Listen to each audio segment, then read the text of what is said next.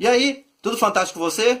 Aqui é o Professor Alex, você está no Fantástico Cursos e no segundo episódio da série Mestres e Monstros, onde eu mostro quais foram os elementos internos e externos que levaram escritores e escritoras a criar os personagens que tanto nos encantam na fantasia, no gótico e na ficção científica. No episódio de hoje, não temos apenas um autor e seu personagem, mas sim um escritor e dois personagens em um. Estou falando do escritor escocês Robert Louis Stevenson e a sua criação maior, Dr. Jekyll e Mr. Hyde. Livro que no Brasil ficou conhecido como O Médico e o Monstro. Então, roda a vinheta!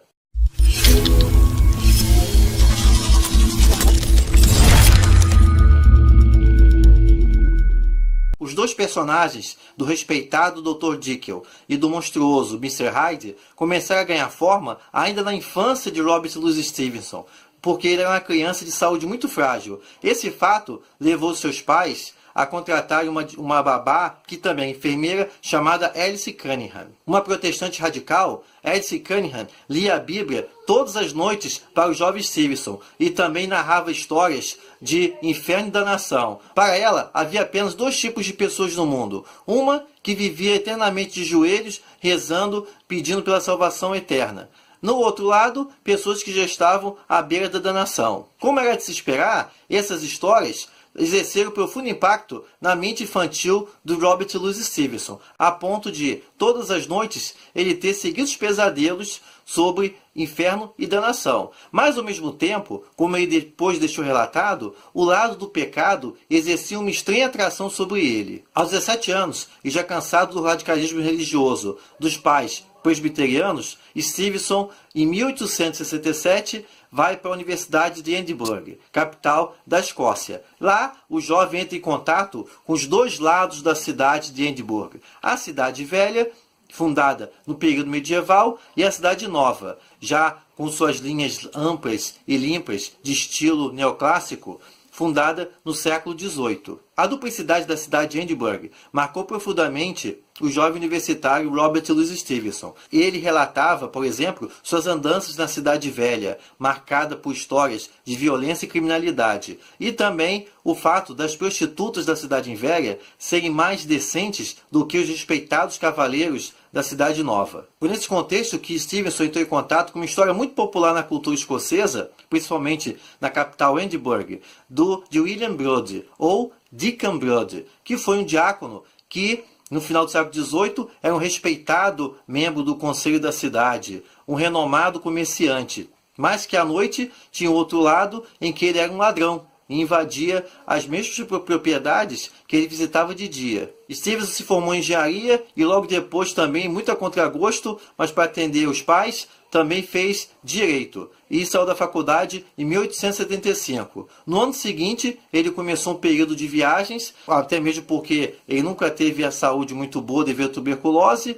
Ele sempre ia para algum lugar onde sua saúde pudesse melhorar. Em 1876, Stevenson conheceu Fanny Osborne, com quem veio a se casar em 1880, depois que ela se separou do marido. Stevenson viajou pelos Estados Unidos, Suíça, França, sempre lutando contra a tuberculose. Por conta disso mesmo, seus primeiros escritos eram relatos de viagem, que tanto agradavam ao público leitor da Inglaterra e de outros países também. Vamos lembrar que no final do século XIX, minha gente, o mundo era o quintal do Reino Unido, devido ao imperialismo britânico, quando a Inglaterra dominava boa parte do planeta. O resultado dessas várias viagens foi o romance A Ilha do Tesouro, de 1884, que se tornou imediatamente um sucesso de público e crítica, principalmente junto ao público infantil. Stevenson escreveu a maioria de suas obras quando estava longe da Escócia, mas foi lá que ele escreveu O Médico e o Monstro. Reza a lenda que, em uma noite quando estava com febre e tossindo muito por causa da tuberculose, Robert Louis Stevenson teve um pesadelo em que todos esses elementos que eu mencionei anteriormente ganharam forma.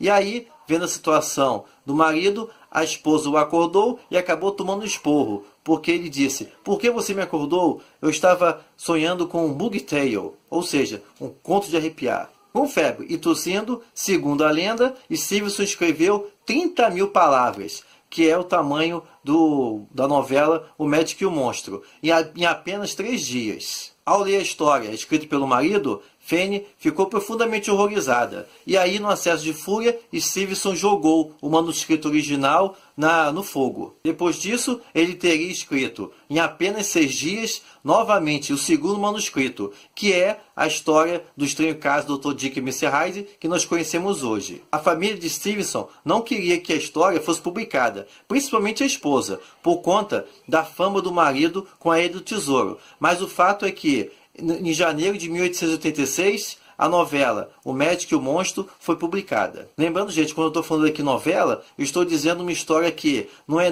nem tão pequena para ser um conto, mas também não é tão grande para ser um romance. Como Stevenson já tinha fama não apenas na Inglaterra, mas em outros países, a novela O Estranho Caso de Dr. Jekyll e Mr. Hyde foi um enorme sucesso. De forma geral, o livro foi tomado como um conto de moralidade entre o bem e o mal, e foi até usado em pregações religiosas nas igrejas. A novela mostrava como o respeitado Dr. Henry Jekyll queria provar sua teoria de que o homem tem 2 naturezas, uma boa e uma má, e por conta disso mesmo, ele bebe uma fórmula que ele desenvolveu para separar a natureza boa da natureza má. O resultado foi o ser chamado de Mr. Hyde, que era mais baixo que o Dr. Henry Jekyll, tinha a pele mais escura e tinha traços simiescos, ou seja, ele tinha uma aparência que lembrava um macaco. E também ele sempre causava nas pessoas que o viam um sentimento de nojo, de estranhamento, porque ele era por essência do mal. A boa recepção à obra de Stevenson começou a mudar em 1887, apenas um ano depois da publicação da novela, quando o ator Richard Mansfield viveu o Dr. Henry Jekyll e Mr. Hyde nos teatros ingleses. Diante da plateia, Mansfield se transformava em Hyde. Ele, por meio de um jogo de luzes e também ele desarrumava o cabelo, ele se encurvava, ele mudava a voz e também ele fazia um leve deslocamento da mandíbula. Ele trazia todo o horror da peça de Stevenson que o público inglês, em geral, não tinha percebido. Essa situação piorou mais ainda no ano seguinte, quando em novembro de 1888 começou a acontecer os crimes do Jack Stripador. Pessoas acusaram o ator Richard Mansfield de ser o assassino de prostitutas do bairro de Whitechapel. E outras ainda disseram que o livro de Stevenson teria instigado alguém a cometer os crimes. Por aí você já vai vendo que não é de hoje essa acusação de que a arte transforma alguém em maluco e sai por aí matando as pessoas. Os personagens do Dr. Jekyll e Mr. Hyde também refletiam todos os grandes debates da sociedade britânica das últimas décadas do século XIX, como, por exemplo, a influência da lei da evolução de Charles Darwin sobre o homem, a famosa teoria do o homem veio do macaco, para falar de forma bem simples, que estava refletido no próprio Mr. Hyde, que era uma involução do Dr. Jekyll.